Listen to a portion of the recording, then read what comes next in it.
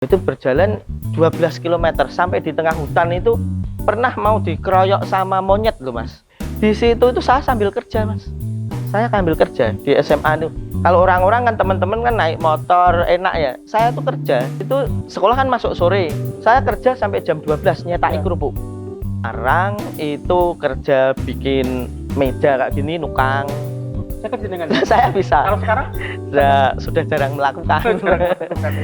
Bulan Juli 98 itu kan ada pendaftaran pegawai negeri itu. Saya mendaftarkan di 2 tempat. Saya di Kementerian Agama dan di Dinas Pendidikan. Dua-duanya saya diterima. Tapi alhasil Mas, itu saya bangkrut malah. bangkrut. Saya tuh nggak berani beli motor, itu nggak berani Mas. Kalau karyawan saya ini juga nggak beli. Jadi saya nggak Jadi takut. untuk operasional motor waktu itu belum ada Pak ya? Pakai sepeda awalnya. Ya, ya. Gitu ya. Pakai sepeda awal. Jadi KSP Pensilatu yang ya tingkat provinsi yang sudah besar ini awalnya Sepeda ondel. itu ya Pak, luar Iya, biasa. iya. Itu di beberapa kota, mulai dari Kabupaten Semarang, Kabupaten Boyolali, dan Kabupaten Grobogan sendiri. Untuk melakukan hal semuanya namanya koperasi itu kan anggota ya, Iya. bersama dengan anggota. Terus yang harus kami lakukan, kami ini dalam hati pengelola ini kami ajak semuanya, kita kerjasama ini dengan Allah Subhanahu Wa Taala, gitu. Saya kalau secara logika, saya tidak mungkin saya bisa mengelola seperti itu, saya tidak mungkin lah. Logika saya tidak mungkin. Wong saya juga orang desa, tidak punya kepandaian kok. Itu kok saya meyakini itu karena Allah Subhanahu Wa Taala. Jadi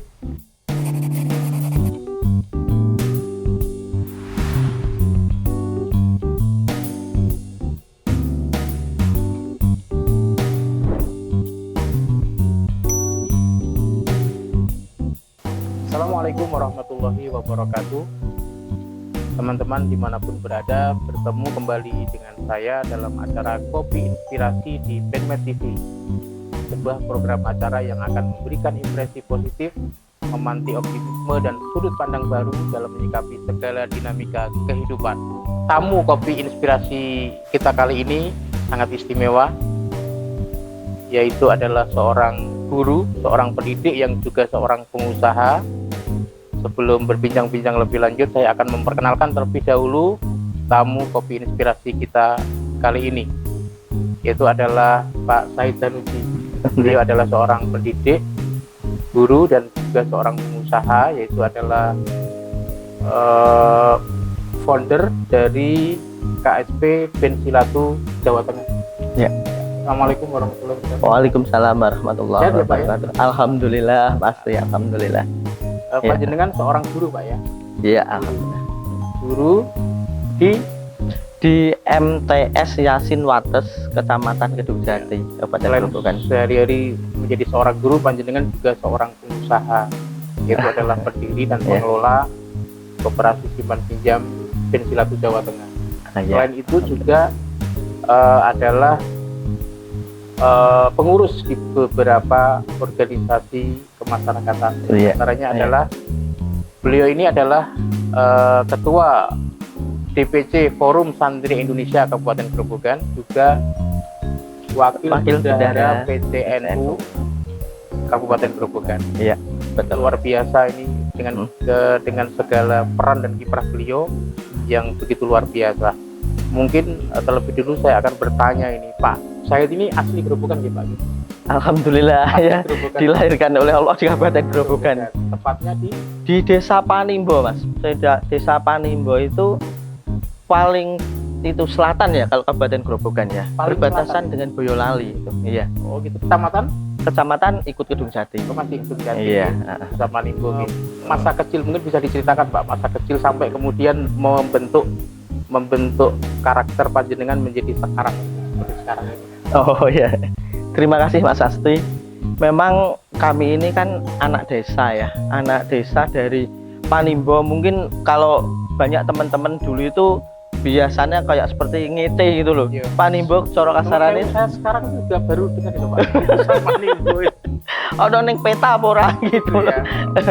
Iya. Ya, dari Desa Panimbo di sana. Jadi ya luar biasa, mungkin disiksa oleh alam gitu ya. Kalau saya sekarang kan ya masih apa, desanya sudah maju kalau sekarang. Alhamdulillah ya, sampai ke sana itu, tapi masih ada beberapa yang belum pernah keambah cor atau apa, tapi sudah lumayan, sudah dibandingkan dengan tahun lalu. Saya tuh pernah begini mas, lah aku sok nak iso sudah pada waktu masa kuliah waktu itu, nak iso sok nak nikah nak wis kira-kira dalane apik ya gitu. Wah umpama nuruti gitu ya susah sekali. Ya alhamdulillah sudah bisa dilalui oleh mobil begitu ya, sudah lancar lah gitu. Sekarang jenengan tidak tinggal di ya geser sedikit ya ke Karanglagu. Itu perbatasan. Mungkin Ya. bisa diceritakan bagaimana kehidupan masa kecil Pak sampai kemudian bisa membentuk karakter Pak Iya. sekarang ini. Terima kasih. Memang seperti tadi, seperti penuh suatu kesengsaraan gitu ya. Karena saya mulai dari SMP mas, saya SMP Negeri Kedung Jati sampai dari rumah saya itu 12 kilometer. Dan itu saya jalan kaki pada waktu itu. Saya jalan kaki. Lah berangkat saya itu habis subuh, ketika tung tung tung itu toh, saya sudah mandi. Saya sudah sholat subuh itu. Kemudian orang tua saya mengantarkan sampai di tengah hutan. Di tengah hutan itu sorenya dengan bersama teman-teman itu sudah ditengeri. Kalau besok kira-kira kita jalan lewat sana ya, berarti batunya nanti ditaruh sini atau kita pakai garis seperti itu. Pak. Iya, iya. Dulu Karanglangu, kalau sekarang aksesnya kan Panimbo, Karanglangu, Kedung Jati ya. Dulu enggak. Enggak, kalau sekarang saya tanya kan jenengan mulai SMP itu kan apa jalan kaki. Berarti artinya jenengan sejak kecil sudah punya etos untuk bersekolah. Betul. Apakah keluarga memang sejak awal dari keluarga berada dan kemudian mendorong jenengan untuk bersekolah, Pak? Enggak. Karena orang tua, ini menurut saya dorongan dari orang tua, karena orang tua betul-betul pingin anaknya itu tidak seperti ayahnya gitu. Kalau melihat bapak ibu guru, melihat pegawai gitu loh, kalau dulu orang bilang pegawai itu seneng sekali sehingga semangat untuk menyekolahkan anaknya. Menurut dengan berapa bersaudara, Pak? Saya 5, saya anak yang pertama. Jadi itu ya menjadi penyemangat untuk adik-adik kami gitu. Nah itu berjalan 12 km sampai di tengah hutan itu pernah mau dikeroyok sama monyet loh mas. Oh masih ada? Asli, saya pernah mau dikeroyok oleh monyet itu. Berarti kan ya Pak ya? Ya Allah. Kalau sekarang monyet masih ada nggak? Ya kayaknya sudah tipis ya, karena itu ada babatannya. Oh gitu ya, berarti dulu masih ada kayak gitu ya? Iya, itu 1 tahun pertama.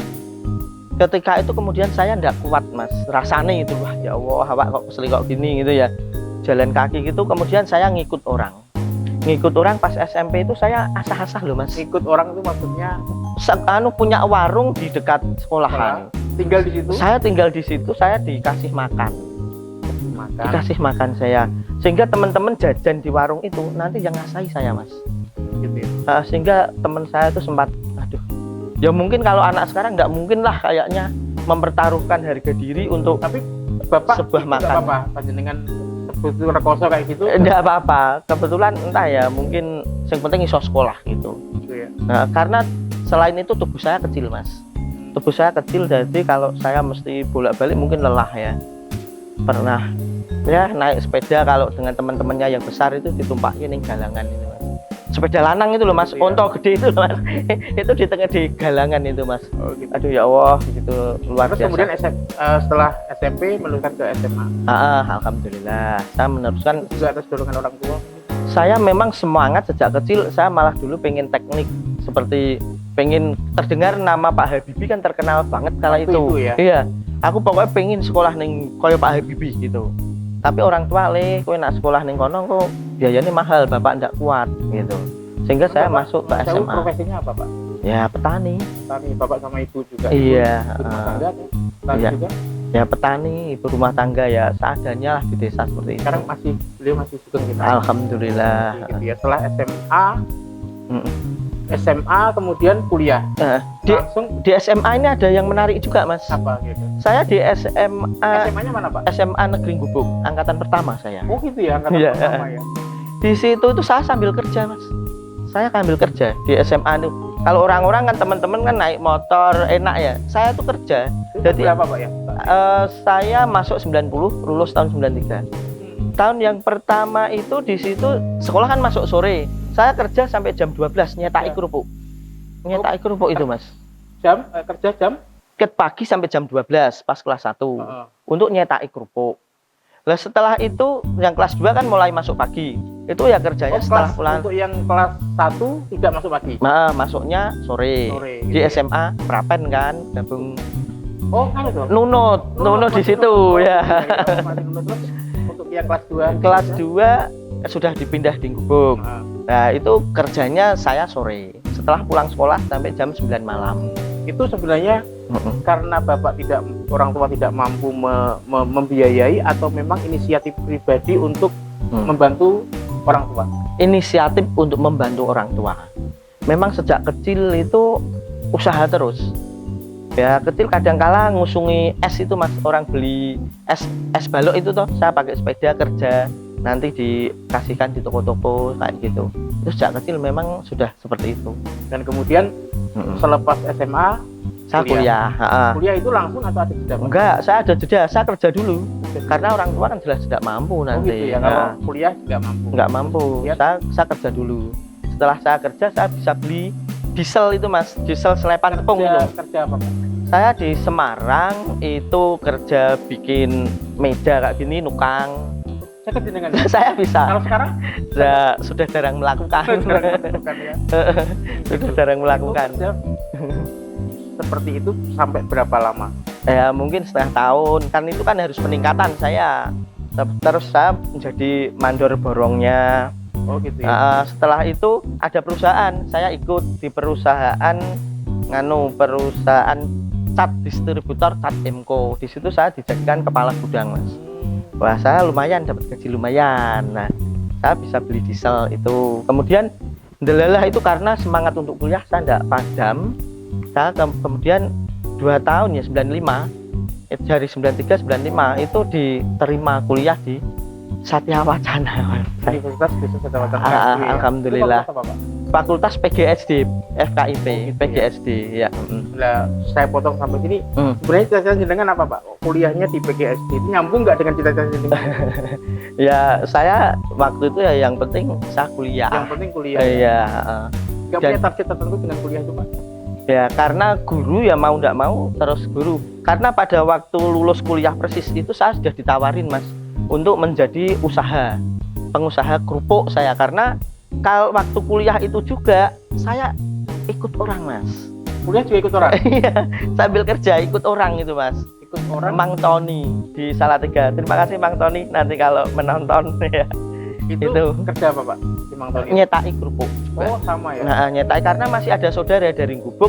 Oh, itu gitu. Mang Ejen, terus kemudian Jadi ada jaringan keluarga begini? Iya. Gitu ya.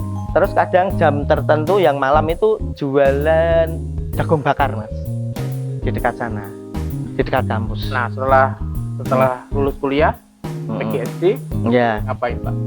Alhamdulillah ini ya mungkin Allah Subhanahu Wa Taala ya. Saya kuliah itu mendaftarkan habis kuliah kan lulus wisuda itu kan April 98 ya Mas. Bulan Juli 98 itu kan ada pendaftaran pegawai negeri itu. Saya mendaftarkan di 2 tempat. Saya di Kementerian Agama dan di Dinas Pendidikan. Dua-duanya saya diterima. Luar biasa Pak ya. Saya enggak 98 itu ya? Iya. Tanpa uang sama sekali. Ya. Tanpa uang sama sekali diterima di 2 tempat. Saya jadi seperti orang enggak wihata bakti gitu Mas. Oh gitu ya. Wisudanya April 98. Terus saya kan dengan cepat saya langsung ikut wihata bakti kan. Juli 98 ada tes, saya diterima di 2 tempat. Di Dinas Pendidikan dan di Kementerian Agama. Langsung diterima Pak ya? Langsung diterima. PNS ya? Itu langsung ditempatkan di mana waktu itu Pak? Saya ditempatkan di MI Negeri Manggarwetan. Di Kementerian Agama Mas. Saya kuliah. Akhirnya yang dipilih di antara Dinas Pendidikan dengan nama itu pilih Kementerian Agama. Pilih Kementerian Agama. Pertimbangannya? Yang pengumumannya lebih dulu. Oh, yang pengumumannya lebih dulu. Tidak ada pertimbangan lain? Tidak ada. Karena itu pengumuman lebih dulu. Ya, itu yang diterima. Saya minta sama saudara, D, ini saya kok diterima ya di 2 tempat ya. Ini gimana ini? Saya atas saran Pak D saya, Pak Rohadi, itu ya wis sing dhisik sing ndi itu. Saya ngikut. Jadi saya tidak punya pertimbangan banyak. Yang penting ikut diri yang luar biasa Pak. Terima kasih. Iya. Iya. Setelah PNS tahun 98 Dan kemudian langsung diangkat itu 99 itu sebetulnya SK itu 31 Maret 99 kan langsung itu Mas ya. iya, Langsung, tapi saya enggak tahu Mas. Saya kan yang desa ini, saya enggak tahu kalau saya itu diterima. Sehingga pada waktu itu September 99 oh iya, September itu pegawai Kementerian Agama itu datang ke sini karena memberi. nggak tahu Saya nggak tahu kalau saya diterima. karena nggak ada akses internet waktu itu. Malahan dia itu marani ke saya, Pak ini segera. Saya ingat pada waktu itu hari Kamis masih ada satu Berarti waktu. Maret SK keluar tapi dia nggak tahu. Saya nggak tahu. Berarti Sampai dengan sudah- September. Sampai September ada sudah lama. Aktivitas dengan waktu itu apa Pak? Saya ikut Wiyata Bakti di SMP. SMP itu tadi. Di SMP Muhammadiyah Repaking. Ya. SMP Muhammadiyah Repaking. Repaking itu mana? Repaking itu ikut Kabupaten Boyolali. Oh gitu ya. Heeh. Jenengan terus kemudian sampai baru September mengetahui Kalau saya bahwa diterima. diterima. Itu orang-orang di sana ya mikir loh iki lho sing ora butuh ngono. Padahal saya betul-betul enggak tahu itu. Itu hari Kamis, terus saya hari Jumat saya ke sana, terus melengkapi syarat hari Senin itu apa itu ya? Kalau mau pegawai negeri diangkat tuh itu ya, prajabatan. Itu jadi hanya waktu 3 hari itu. Saya tahu kalau saya diangkat pegawai itu. Gitu ya. Terus Gitu. kemudian prajabatan Pak ya. Oke. Alhamdulillah. Ditempatkan di MI MI Negeri Manggar Manggarai. Wetan. Ya, Pada waktu itu Pak, ya. jadi sejak kuliah, setelah kuliah kan dengan Wiyata Bakti. Setelah Wiyata Bakti itu sudah punya usaha sampingan? Belum. Belum ya? Iya. Belum berpikir usaha sampingan. Sebetulnya kalau di Muhammadiyah itu saya dipinjemin uang Mas. Pada hanya waktu jeda menunggu pendaftaran tadi toh, saya kan di situ itu dipinjami uang dari Muhammadiyah SMP Muhammadiyah itu untuk usaha. Saya usaha untuk ternak lele, untuk ternak ayam seperti itu. Tapi karena masih sampingan ya, tidak banyak yang berhasil. Tidak punya Nah. berhasil. Kayaknya ini Allah itu menempatkan saya sesuai dengan cita-cita Mas. Saya kan pada waktu itu kecil masih diingat ketika SMP tadi dikeroyok apa itu loh monyet itu, saya mikir ya Allah aku pengen jadi pegawai negeri nanti pada usia 25 tahun. Ternyata itu 25 tahun kurang seminggu saya tahu kalau itu pengumuman. Gitu ya, 5 tahun kurang seminggu Pak ya. Itu pengumuman itu ya Allah, itu kayaknya ngepaske dengan cita-cita saya sejak kecil. Sampai kemudian kan Pak Said menjadi, kalau setahu saya kemudian menjadi seorang pengusaha sukses di bidang koperasi, mendirikan koperasi yang memiliki banyak cabang. Itu lara-lara gimana Pak? Mungkin asal usul Iya. bisa diceritakan sampai punya ide membuat koperasi. Oh gini, Sebelum nikah atau setelah nikah Pak? setelah menikah Mas. Setelah menikah. Heeh. Kan berarti ada 99 sampai kemudian kalau setahu saya didirikan tahun 2003. Iya. Nah itu sudah itu Iya, 99 saya kan berarti masih lajang ya. lajang dan Terus tahun 2000 saya menikah. berarti Setelah tahun 2000 menikah, saya harus mandiri.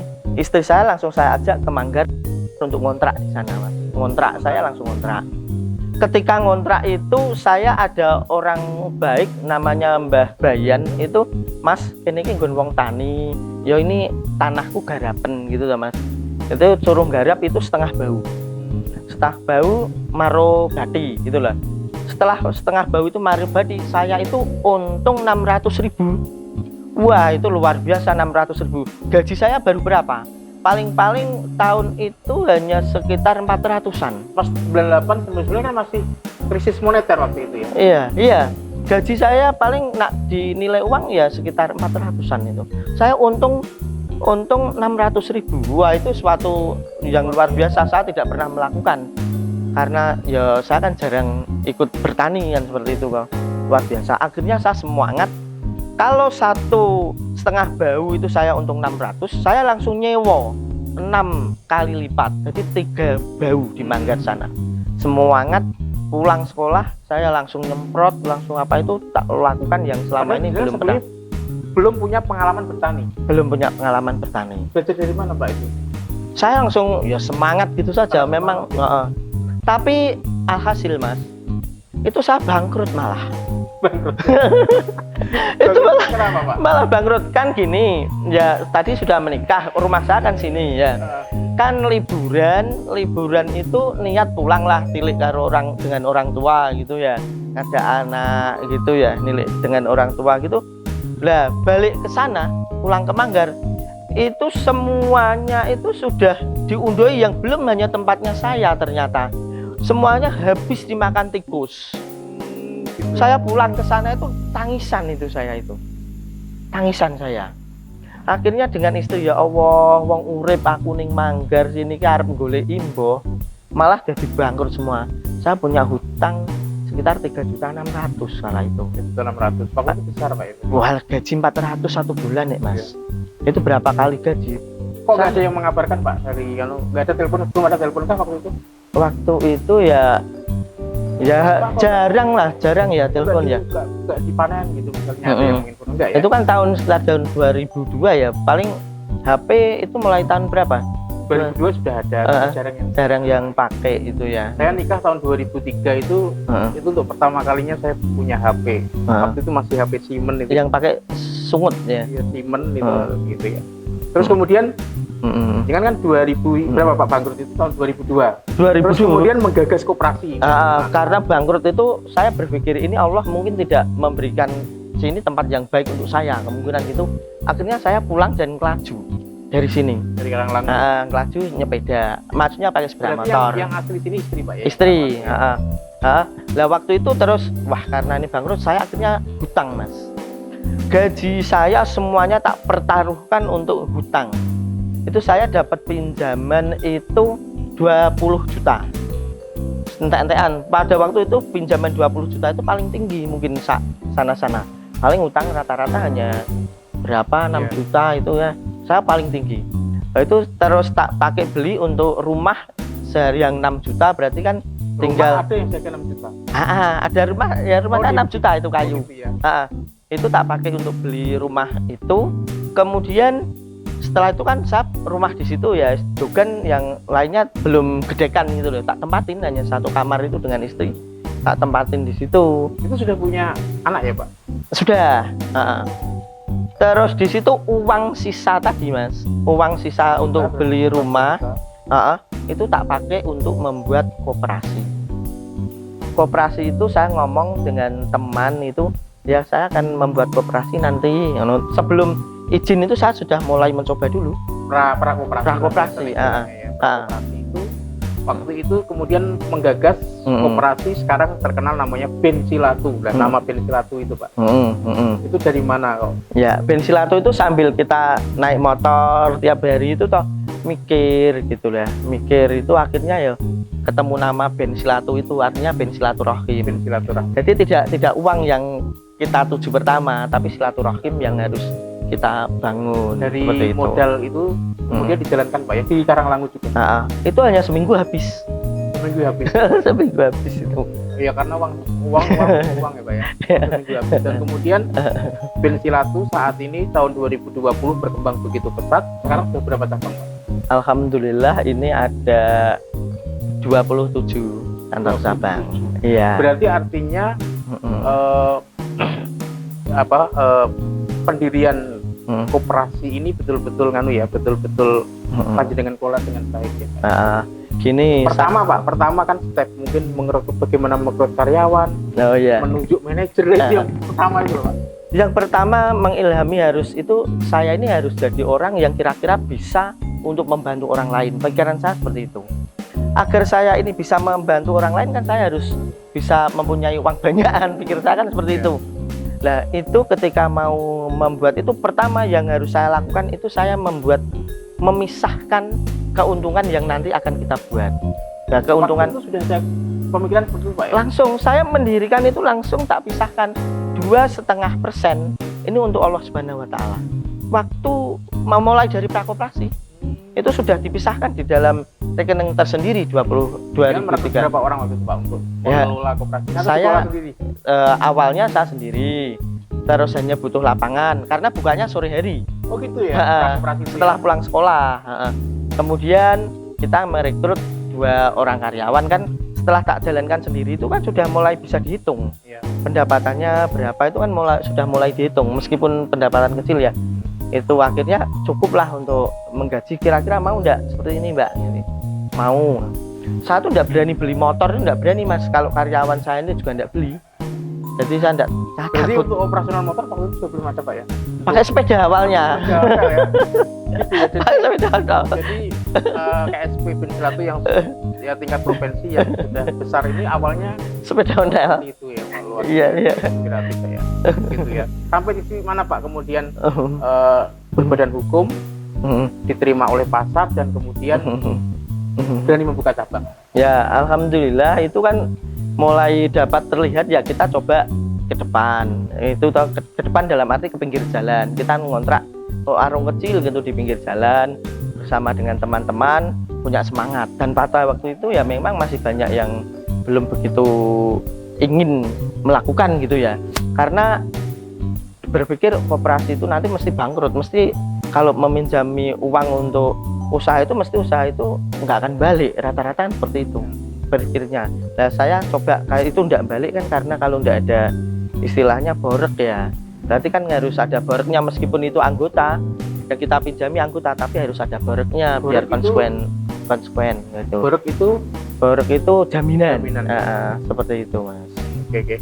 Sampai di tahun berapa Pak itu saatnya bisa buka cabang? Ya, waktu itu kita tahun 2004 sudah mulai buka cabang. 2004, tahun kemudian. Nah, karena kami meyakini nggak mungkin lah orang yang ada di Gubuk atau di Kedung Jati itu mau cari modal untuk usaha menjadi anggota koperasi harus ke kampung, kan nggak mungkin. Berarti kita yang harus mendekatkan ke sana, gitu. Itu ya. Ya. Kemudian sekarang Pensilatu memiliki beberapa cabang Pak di berapa kota? Itu di beberapa kota, mulai dari Kabupaten Semarang, Kabupaten Boyolali, dan Kabupaten Grobogan sendiri. Kabupaten Semarang, Boyolali, sampai sekarang itu kiat Pak mungkin ya. Ya. Kalau di dalam peta koperasi terutama yang saya amati di Kabupaten Grobogan kan koperasi-koperasi besar itu kan ada beberapa yang tumbang. Gitu. Iya. Ada beberapa yang tumbang. Ini mungkin kiat sukses panjenengan dan untuk mengantisipasi itu. Ya, untuk melakukan hal semuanya namanya koperasi itu kan anggota ya, bersama dengan anggota. Terus yang harus kami lakukan, kami ini dalam hati pengelola ini kami ajak semuanya, kita kerjasama ini dengan Allah Subhanahu Wa Taala, gitu. Dengan Allah Subhanahu Wa Taala. Dan bagian, mohon maaf ya, bagian untuk Allah Subhanahu Wa Taala jelas di situ. Jadi saya kalau secara logika, saya tidak mungkin saya bisa mengelola seperti itu, saya tidak mungkin lah, logika saya tidak mungkin. Wong saya juga orang desa, tidak punya kepandaian kok. Itu kok saya meyakini itu karena Allah Subhanahu Wa Taala. Jadi dalam setiap langkah, misalnya bikin usaha atau apa, yang nomor satu yang harus kami ajak, misalnya saya bermitra dengan panjenengan, itu nanti yang ketiga itu harus Allah Subhanahu Wa Taala gitu. Dan setiap dapat keuntungan harus dimasukkan ke situ. Gitu Pak, karena gitu.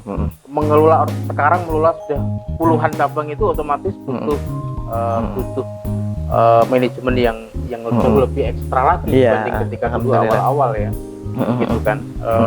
Nah sekarang Pak Said kan tidak hanya koperasi, bahkan mungkin mendirikan berbagai unit usaha yang lain, diantaranya mungkin ada Biumat ya. Terus kemudian ada SMK, IT, Benindo, Pensilatu Indonesia. Bisa diceritakan Pak. Ya. Dan yang selanjutnya kan nanti bisa diceritakan bagaimana panjenengan membagi tugas sebagai seorang guru. Masih menjadi guru Pak ya? Iya, alhamdulillah. Guru, bagaimana mengatur waktunya sehingga bisa mengelola dengan jaring usaha yang besar. Ya. Dari tadi saya meyakini kalau Allah itu menyertai kita dalam setiap langkah. Itu jadi saya yang setiap rumongsoku ya doa-doa kita setiap hari ya seperti itu. Yang penting kita ditempatkan di tempat-tempat yang selalu diberkahi seperti itu. Nah, itu setelah itu kita lakukan kita dengan mantap gitu. Lah untuk melakukan seperti itu memang harus ada namanya manajemen itu pelimpahan wewenangnya. Untuk melakukan hal semuanya itu diatur dalam namanya SOM, Standar Operasional Manajemen. Nah, terus pelaksanaan kegiatannya itu ada SOP kan, SOP berarti operasional prosedur. Yang itu yang kita buat Sehingga dalam melakukan kegiatan itu dilakukan oleh siapapun, tidak harus dilakukan oleh saya. Itu sudah ada aturan-aturannya gitu. Kalau misalnya mau memberikan kepada nasabah itu pertama harus mendaftar menjadi anggota, itu sudah ada prosedurnya. Jadi siapapun. Jadi nggak harus panjenengan langsung. Oh enggak, saya tidak harus. Dan nanti untuk mengecek seperti itu sudah ada bagian lain yang tugasnya untuk mengecek, pakai checklist. Oh ini sudah dilakukan belum? Ini belum, sehingga saya tidak harus di situ. Saya pergi ya tidak masalah. Kalian di umat sama Saya ngajar tidak masalah. Ben itu itu apa Pak? SMK Ya, itu. setelah itu yang kelihatan itu kemudian yang ke lainnya itu kami membuat air minum. Air minum ya. Ah, ah. Kalau SMK Ben itu apakah itu karena jenengan punya mungkin visi tertentu Dari guru gitu. Oh Kan? ya. Awalnya enggak Mas. Awalnya itu kan saya kan itu termasuk pondok pesantren. Saya kan di sini dan bagian Allah Subhanahu wa taala tadi itu kan sudah kita salurkan ke banyak ya. Hampir mungkin loh ya, hampir di tempat-tempat daerah sini semuanya mungkin pernah menerima. Kadangkala mungkin Bapak Ibu yang mengelola misalnya musola atau masjid itu minta lagi gitu, mungkin rada irikoh ya Mas ya untuk bantuan seperti itu ya. Kan mungkin beberapa kali. Akhirnya uang yang kita kelola itu kan cukup besar kan? Cukup besar. Kalau itu ini dari kan Pak ya, memang dari share profit yang yang untuk Allah Subhanahu wa taala tadi. Kalau boleh kita kan kayak itu zakat kita yang kita kelola gitu ya. Itu zakat kita. Itu kan cukup lumayan. Kalau itu tidak kita pakai untuk bikin yayasan, bikin sekolah lah, nanti mau dipakai untuk apa? Boleh bilang seperti itu. akhirnya mendirikan Nah, SMK. Kenapa SMK yang dipilih? ya waktu itu saya kan Kementerian Agama ini ngajar di Kementerian Agama, terus saya juga pernah tanya kepada Bapak di Kementerian Agama sana, ada enggak untuk SMK ini yang kira-kira semacam SMK dari Kementerian Agama yang nanti bisa membuat anak-anak itu kira-kira cerdas, cepat, kalau boleh dibilang punya skill, arep sugih tapi ora usah dadak sengsara sik, ora usah mlebu penjara sing lagi insap lagi anu gitu loh. Ya. Ada enggak itu waktu itu enggak oh ya kita bikin SMK gitu. Karena itu tahun 2003 ya. 2013 ya nyun sewu itu mulai internet mulai perubahan dari CD ke apa itu pergaulan anak mulai mulai goyang itu. Saya lakukan Tapi itu. SMK sebagaimana koperasi simpan pinjam Bensilatu yang berada di Karanglangu yang notabene di tengah Hutan Jati. SMK IT Benindo itu juga berada di Karanglangu. Itu siswanya dari mana aja Pak? Ya itu ya dari utamanya dari lingkungan sini, terus daerah-daerah sekitar Kabupaten Boyolali, dari ada Kabupaten Semarang, dan juga ada dari Jubuk, dari daerah situ. Ada pesantrennya juga Pak ya? Ya, pesantren yang kita buat itu karena dari teman-teman itu yang dari agak jauh itu Mas, itu nanti nak pulang kan tidak mungkin. Terus kita bikinkan asrama, terus kita bikinkan akhirnya pondok pesantren, terus kita kelola, kita minta bantuan dari ustadz-ustadz yang ada di sekitar sini untuk mengajar gitu. Paling saya ya kebagian mengajar sedikit lah pas subuh gitu Gitu sampai ya. subuh Dari gitu. capaian-capaian sekarang ini apa yang dengan rasakan sekarang Pak? Ya saya alhamdulillah bisa melakukan sesuatu untuk orang lain gitu.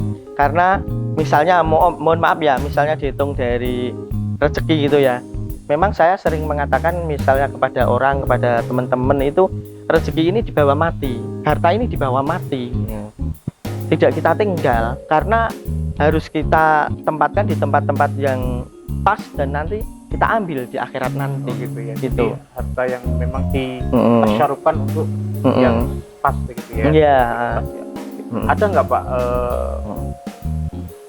mungkin mimpi-mimpi Pak Said yang mungkin belum terrealisasi dan akan kepingin direalisasikan ke depan mungkin. Cita-cita apalagi yang ke depan ingin diraih? Sebetulnya kalau berpikir cita-cita pada waktu itu habis Mas.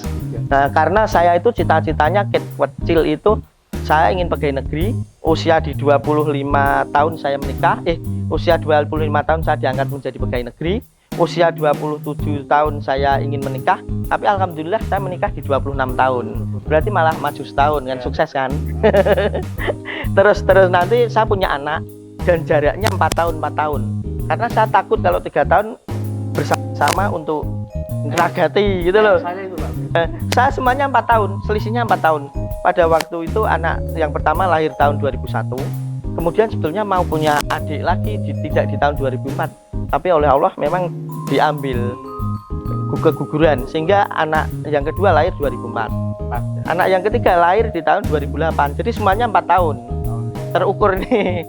Terus waktu itu saya ingin naik haji sebelum anak saya masuk kuliah. Saya semua tercapai sehingga habis saya udah punya cita-cita lagi Kalau gitu. nggak punya cita lagi. Kalau setelah itu saya berpikir ya kalau saya ini misalnya bisa bermanfaat untuk orang lain itu untuk melakukan hal-hal yang kebaikan untuk orang lain ya mungkin ingin memberikan gambaran-gambaran tentang bisnis tentang apa sehingga nanti di masyarakat itu bisnis itu tidak milik orang yang sudah mapan, seharusnya dimiliki oleh orang-orang yang baru belum mapan dan itu bisa itu Dengan dan modal capaian dengan sekarang ini bagaimana perasaan orang tua penjenengan? ya senang. Saya melihat orang tua saya juga bangga kepada anaknya seperti itu. Saya sendiri juga merasakan wah itu betul-betul perjuangan orang tua. Saya merasakan itu adalah doa orang tua, bukan keberhasilan saya. Ini di detik-detik terakhir Pak ini di mau terakhir apa panjenengan kan selain seorang pengusaha juga aktif di organisasi kemasyarakatan, misalnya di Wakil Bendahara PCNU dan kemudian di Forum Santri Indonesia Kabupaten Grobogan. Apa yang ingin jenengan raih dari aktif di organisasi seperti itu? Saya hanya ingin menyebarkan kebaikan, gagasan-gagasan yang ingin saya sampaikan agar ini bisa dimanfaatkan oleh orang banyak gitu. Sehingga kalau orang itu memanfaatkan, memiliki boleh dibilang mungkin memiliki pemikiran seperti saya ini minimal seperti itu, ya kemungkinan orang akan pada sejahtera semua. Kira-kira seperti itu. Nah, sekarang ini yang kayaknya nggak asik, nggak menarik kalau tidak saya singgung tentang kemarin jenengan termasuk salah satu tokoh yang menjadi nominasi bakal calon wakil bupati yang direkomendasikan oleh PCNU dan PKB. Pripun Pak? Apakah jenengan punya ambisi politik atau apa? Sebetulnya enggak Mas, tapi kadang-kala itu saya ngomong ya gimana udah pengen bupati gitu lah. Tapi sudah waktu itu sudah diverifikasi itu sudah di ya Pak ya sudah diajukan ke Jakarta ya? Ya sudah sampai di PKB ya. Ya itu sebetulnya gini Mas, orang itu kalau memasang cita-cita tinggi, maaf ya, misalnya aku pengen jadi bupati atau presiden, otomatis kan saya tidak akan berbuat jahat gitu loh, karena saya punya keinginan boleh dibilang itu agar menjadi dorongan kepada diri kita gitu, agar menjadi dorongan. Wah masuk pengen nyalon bupati jahat kan tidak mungkin kan, citranya akan buruk sehingga kita kalau melakukan sesuatu mesti harus dengan mikir dulu nah, agar itu menekan kepada pemikiran saya. Tapi gitu. Panjenengan terbersit nggak setelah mungkin mapan secara usaha, mapan secara ekonomi itu kemudian nanti akan masuk di ranah kekuasaan? Sebetulnya kalau target utama itu ya nggak ada, tapi kalau memang orang itu menyuruh dan saya punya kapasitas lihat ya monggo saja gitu.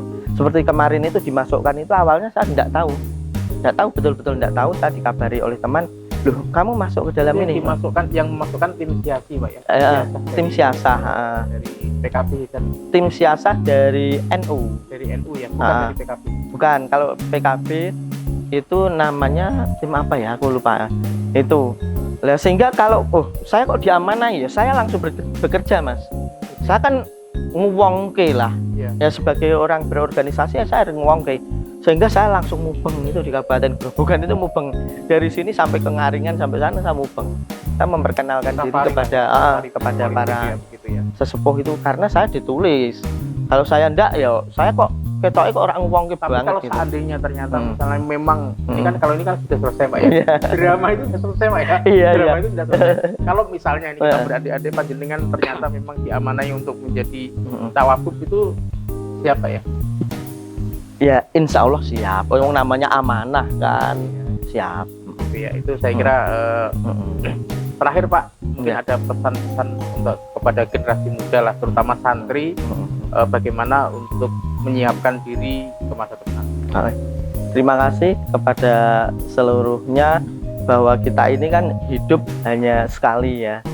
Kalau perlu memang kita harus kepenak dunia, kepenak akhirat gitu ya. Bahkan kepenak dunia punya hasil apa itu juga akan kita petik di akhirat nanti. Apa yang kita pikirkan saat ini, apa yang kita lakukan saat ini, mungkin kita akan petik 5 atau 10 tahun ke depan. Makanya setiap ada peluang kira-kira yang baik kepada seluruh generasi muda, ambil saja peluang itu gitu.